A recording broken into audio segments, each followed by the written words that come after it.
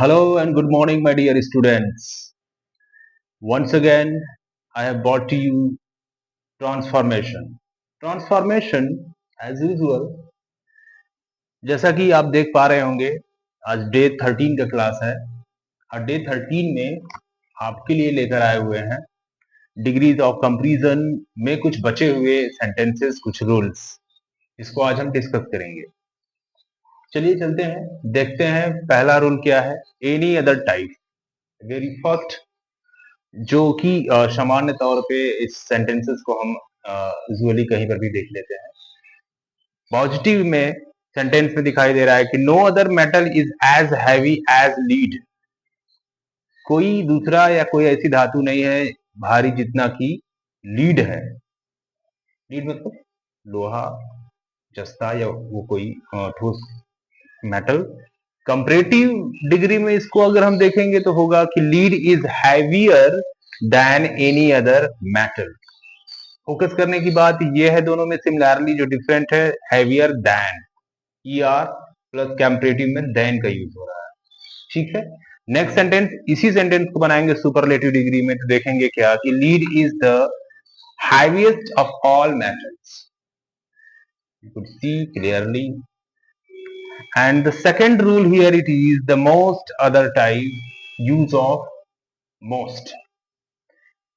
ऐसे सेंटेंसेस को देखेंगे तो क्या बनेगा, पहले पॉजिटिव देखते हैं, पॉजिटिव के बाद हम कंपैरेटिव, कंपैरेटिव के बाद superlative. Very few cities in India are as large as Mumbai. Comparative इस सेंटेंस का बनेगा कि Mumbai is larger than most other cities in India. देख पा रहे होंगे आप कि Mumbai is larger than most other cities in India.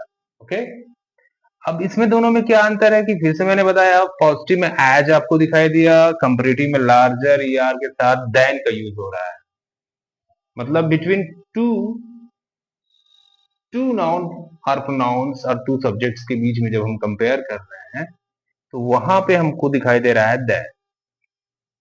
अब सुपरलेटिव डिग्री क्या होगी कि दो से ज्यादा, तीन चार पांच या उससे कहीं ज्यादा, अगर हम किसी चीज की कंपेयर किसी चीज को कर रहे हैं या उसको हम उसकी पोजीशंस को देखना चाह रहे हैं, तो तीन से ज्यादा, तो वहां पर हम देखेंगे डायरेक्ट टू वे कंपैरिजन जो हमारे सामने दिखाई दे रहा है, जिसमें नो सुपरलेटिव, सुपरलेटिव डिग्री का there is no use of superlative, it just persist only these idea, you can see clearly and you understand that.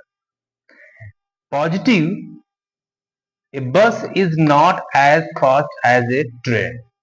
देख रहे होंगे आप, ये bus is not as fast as a train, एक bus उतनी fast नहीं है जितनी की ट्रेन है।